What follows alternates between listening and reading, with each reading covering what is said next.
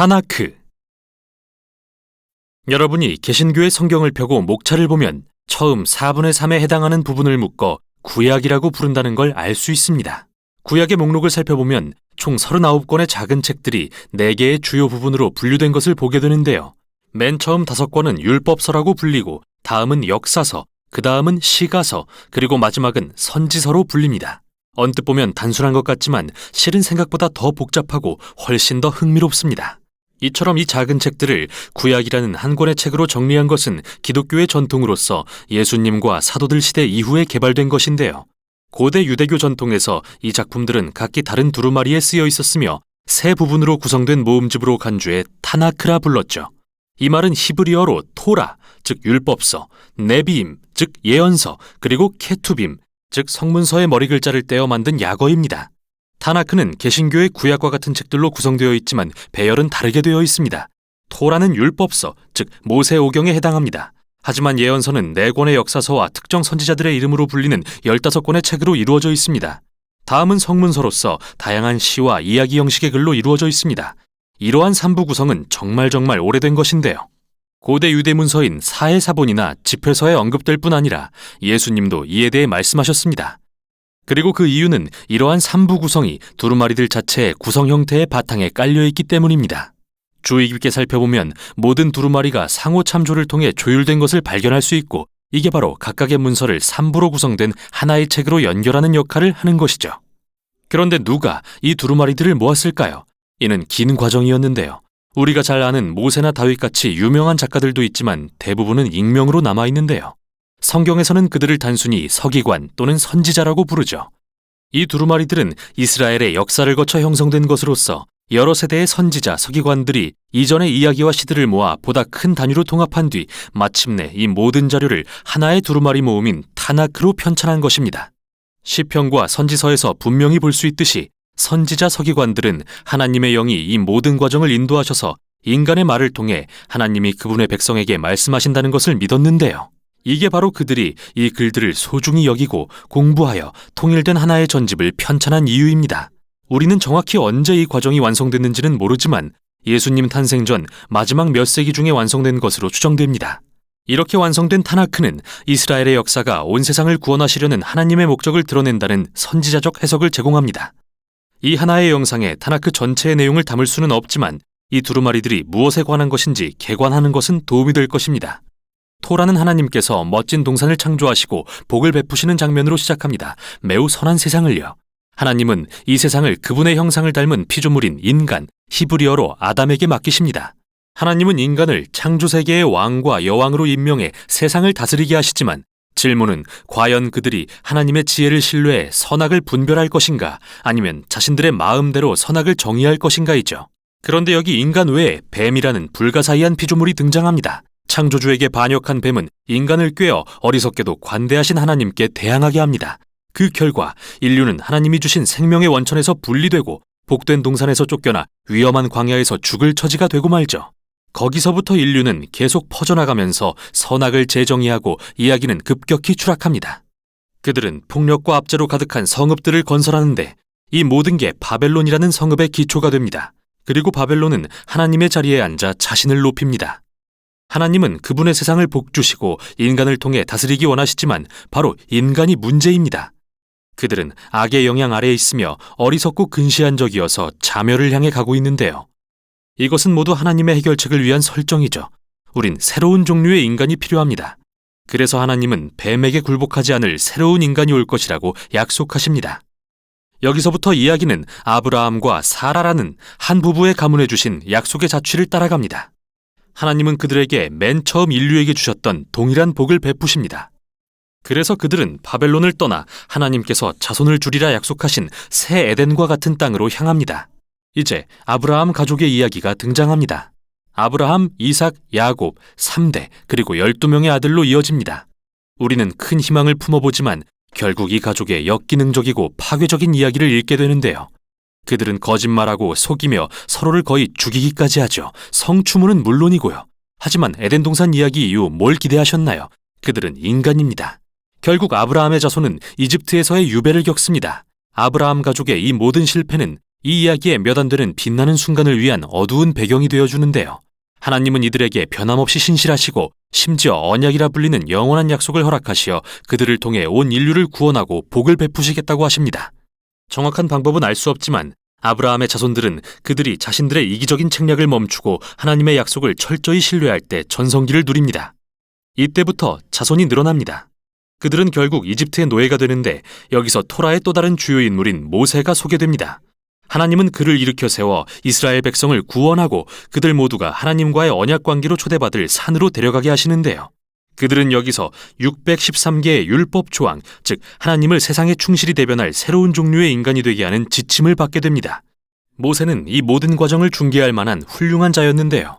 그는 이스라엘에 하나님의 말씀을 전한 최고의 선지자이자 하나님 앞에서 그들을 대변한 제사장이며 심지어 이스라엘을 이끌어 어려움에서 구원한 왕이라고도 불리죠. 하지만 토라가 진행될수록 이스라엘 백성은 크게 실패합니다. 그들은 언약을 어겼고 심지어 모세조차 하나님께 반항하죠. 사실 모세는 토라의 결말에서 이스라엘이 약속의 땅으로 돌아가도 실패는 계속될 것이며 결국 그 땅에서 다시 한번 쫓겨날 것을 예견합니다. 그러나 그는 하나님이 이스라엘 구원에 대한 약속을 이루실 것을 소망합니다. 언젠가 그들의 실패를 감싸고 이기적인 마음을 고쳐 진심으로 하나님을 사랑하고 생명에 이르게 하실 것을 말이죠. 그 후 모세는 죽습니다. 이제 토라의 마지막 부분인데요. 이 부분은 놀랍게도 시간을 앞당겨 우리에게 타나크를 만든 선지자, 서기관들의 말을 들려줍니다. 그들은 자신들의 시점에서 모세의 이야기를 돌아보면서 다시는 이스라엘 역사에서 모세와 같은 선지자가 일어나지 못했다고 말합니다. 모세와 같은 선지자요, 제사장인 왕이 또 나타나면 좋을 텐데 말이죠. 그러고는 네비임으로 넘어갑니다. 이는 두 부분으로 나뉘는데요. 첫 번째는 전기 예언서라 불리는 4개의 책으로서 약속의 땅에서의 이스라엘의 이야기를 선지자들이 후일의 관점에서 기술한 것이죠. 먼저 여호수아의 뛰어난 지도력으로 시작합니다. 성경은 그가 성공한 원인은 마치 모세와 같았고 밤낮으로 율법을 묵상했기 때문이라고 말합니다. 하지만 결국 여호수아도 실패하면서 이스라엘은 길고도 끔찍한 자멸의 길로 추락하기 시작합니다. 마치 모세 그리고 에덴 동산 이야기가 예견한 것처럼 말이죠.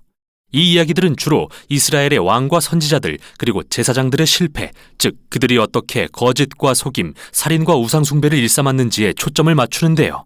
기본적으로 조상들의 실패를 더 길고 피비린내나게 재현한 것이죠. 그러나 가끔 희망적인 부분도 있습니다. 하나님은 새로운 인간을 통해 인류의 복을 베푸시겠다는 그분의 언약의 약속을 재확인하십니다. 다윗의 가문에서 한 왕이 나실 것을 말이죠. 또 다윗이나 솔로몬처럼 하나님을 신뢰할 때 아브라함과 같은 전성기를 누린 몇 지도자들의 이야기가 있지만 결코 지속되지는 않습니다. 아니나 다를까 아브라함의 자손은 결국 그들이 시작한 그곳으로 돌아오고 맙니다. 정복당한 바벨론 포로로서 말이죠. 하지만 기억할 점은 이 모든 이야기는 선지자들이 후일의 관점에서 기술하고 있다는 건데요. 그들은 포로 생활이 끝이 아님을 알고 이러한 이스라엘의 과거 이야기를 미래의 소망에 대한 지표로서 설계한 것입니다. 하나님은 그분의 백성을 바벨론에서 구원하실 때 마치 전성기의 모세와 다윗과 솔로몬과 같은 새로운 왕을 보내실 것입니다. 실은 이게 바로 네비임의 두 번째 부분인 후기 예언서가 전하는 내용입니다.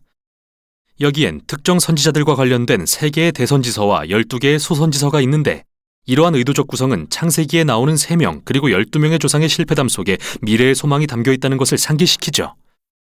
이 책들은 앞에 나왔던 토라와 예언서들의 이야기들과 연결하는 상호 참조로 가득한데요. 이를 통해 이야기를 한층 더 확장합니다. 이스라엘 선지자들의 임무는 모세와 같이 되는 것인데요. 실패하고 타락한 옛 이스라엘을 질책하고 그들에게 다가올 여호와의 큰 날, 패배하여 바벨론의 포로가 될 그날을 경고하는 일이었습니다. 그러나 또한 선지자들은 하나님께는 그분의 백성을 정결케 하여 아브라함과 같이 신실한 새 이스라엘로 재창조하시려는 목적이 있다고 약속했습니다.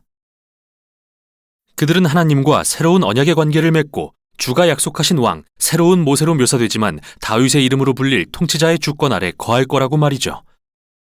그분은 온 세상에 하나님의 복을 회복하러 오실 분입니다.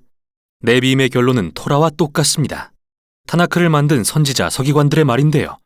그들은 지금까지의 이야기를 모두 되돌아보며 독자들에게 그들이 엘리야라 부르는 선지자 같은 새로운 모세가 올 것을 기대하라고 권면합니다. 그는 이스라엘의 하나님이 그분의 백성을 정결케 하고 구원하러 오심을 공표할 것입니다. 이제 타나크의 세 번째이자 마지막 부분인 케투빔으로 넘어갑니다. 이는 다양한 두루마리의 모음집으로서 각각의 성문서는 앞에 나온 토라와 예언서의 핵심 주제들과 연결되고 정교하게 엮은 상호 참조를 통해 이 주제들을 더욱더 발전시킬 수 있도록 설계되어 있습니다. 예를 들어 시편의 도입부에 나오는 두 개의 시는 토라와 예언서의 시작 부분과 서로 연관성이 있는데요. 시편 1편에 등장하는 의인은 율법을 묵상했던 성공적인 지도자, 새로운 여호수아로 묘사됩니다. 그는 마치 모세가 약속한 왕 같으며 에덴 동산에 있는 영원한 생명나무와도 같습니다. 시편 2편은 그가 누구인지 밝힙니다. 그는 바로 주가 약속하신 왕이요 다윗의 가문에서 나실 하나님의 아들이시며 열방의 악을 물리치고 온 세상에 하나님의 복을 회복하실 분입니다.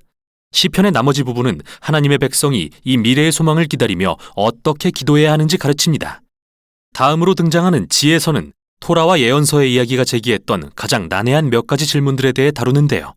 잠언은 토라 속 모세가 말하듯 하나님을 신뢰하라, 신실하며 순종하라, 그러면 평화와 성공을 얻을 것이라고 합니다. 하지만 전도서와 욥기는 이스라엘의 복잡한 역사를 돌아보며 말합니다. 우리도 시도해봤는데 그리 간단한 문제가 아니더군. 이 세 권의 책은 하나님의 선하고도 종종 혼란스러운 세상에서 지혜롭게 사는 것이 어떤 의미인지 심오한 대화를 이어갑니다. 타나크의 마지막에 쓰인 두 권의 책은 결정적인 기여를 하는데요. 다니엘서는 이스라엘의 실패와 고난의 긴 역사를 돌아보면서 이를 창문 삼아 이 세상의 새로운 미래에 대한 소망을 바라봅니다. 언젠가 토라와 예언서가 약속한 그 새로운 인간이 올 것입니다. 그는 인류의 짐승과 같은 악한 본성에 짓밟힐 것이지만 하나님은 그를 의롭다고 하시며 일으켜 세워 세상을 하나님의 권능으로 다스리게 하실 것입니다. 마지막으로 역대기는 타나크의 맨 처음부터 이스라엘의 포로 귀환에 이르기까지 모든 내용을 다시 한번 들려줍니다. 저자는 하나님이 다윗에게 주신 미래의 왕에 대한 약속에 집중합니다. 그분은 새 예루살렘에 하나님의 백성을 모으시고 열방에 하나님의 복을 베푸실 분이죠.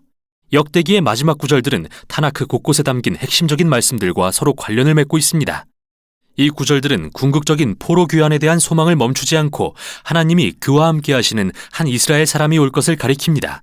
새 예루살렘에 올라가 그곳을 회복할 자를 말이죠. 이렇게 이야기는 끝이 납니다.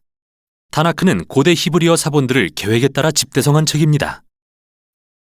이스라엘 역사의 모든 시대의 다양한 글이 한데 엮여 이스라엘과 온 인류를 향한 하나님의 언약의 약속에 대한 통일된 이야기가 만들어진 것이죠. 그래서 평생 읽고 연구할 가치가 있습니다. 이 놀라운 인간의 말은 오늘도 여전히 살아서 하나님의 말씀으로서 우리에게 그분의 지혜와 미래에 대한 소망을 주고 있습니다.